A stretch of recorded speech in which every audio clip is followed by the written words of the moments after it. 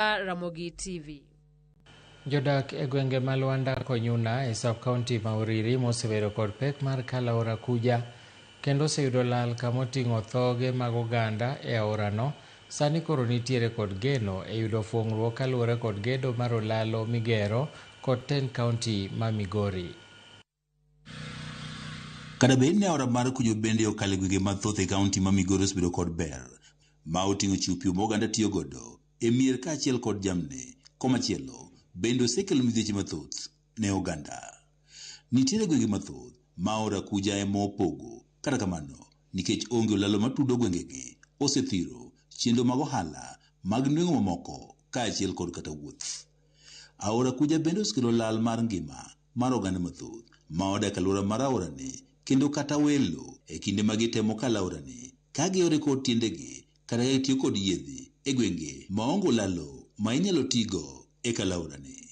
Wasewinjo matek saidi kendo wagone gavana Ochilo erokamano e kindgi gi MCA wa Ayuno Mayienga. Wagone erokamano maduong'.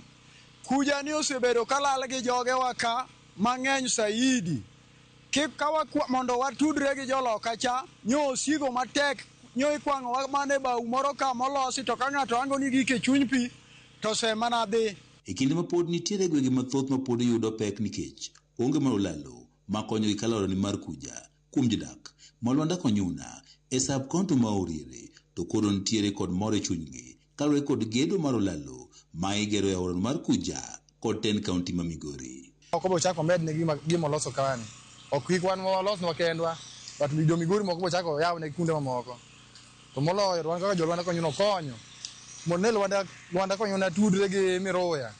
Nyocha tek iluoro mana ongeto. Eke joloka ni tudre gi joloka gi kawuono. Wanyang'ado kama chiegni ka to wan loka cha. Koro agone ma erokamano. Koro i Luanda Konyuna wagone Nyasaye erokamano kuom daraja mokelnwa kani. Ne wan gi chandruok, ne chunawa waluoro ngito eka wadhi osiptal. Eka wanyalo kata chopo Mbo. To wan karo kang'eni Mbo ema wanyalo dhiye. Kuom jodak ma Luanda Konyuna, gedo mar olaloni chalo negi ka joma kodo uru magiserito kuom higni mathoth. Mang'eny osetiyo after 10 years, 15 years to gimiyowa daraja. Koro wagone erokamano sani koro wabro ywago ma sport nyalo biro Luanda Konyuna nikech sida nye nitie samoro ka yie opong' ok ka pi ng'eny ok wanyal kwang'o ji te yie makal koni. Chunogi ni giluoro ngeto to finance be onge. Koro next wakwayo gavana ni kowang' ni obiro to miwa kalabats e ng'eyi ka.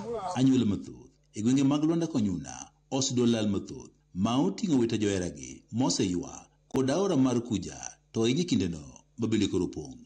No tema mayo wa kwe saidi manyo kata ka wayoro pika to nyo waketo mana ngima wa andaki. Wasebedo kwa sandore saidi.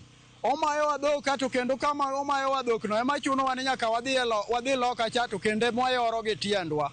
Koro kawuono wayudo daraja wamor kaka jo Luanda Konyuna nikech daraja ni koro tudo wa gi jo Miroya. Wanyalo mosore godo sama wane ma wahero. Yoregi mag nweng'o moting'o ohala kod moko kod jirendegi mawuok e gwenge mag Miroya bende yande kosebedo mayot. Kata kamano gedo mar olaloni koro kelo negi geno. Magoye go to wewe goye nikech kata mana Yesu ji mang'eny mane ok oyie gi Yesu. To tije ma Yesu time manomiyo dhano noyie gi Yesu ma sani koro Yesu nobedo misingi ma ji nyalo lamo nyaka sani. Koro joma gwego wewe gwe to wato nyaka gie sani to wang'eno Ochilo tiyonwa. Kada bedi sani jodak ma Luanda Konyuna nitiere kod geno, pod nitiere gendi mathoth modak e alwora mar Kuja ma pod yudo pek e wuotho nikech gionge olalo. George Juma, Ramogi TV, Migori. Familia more kadak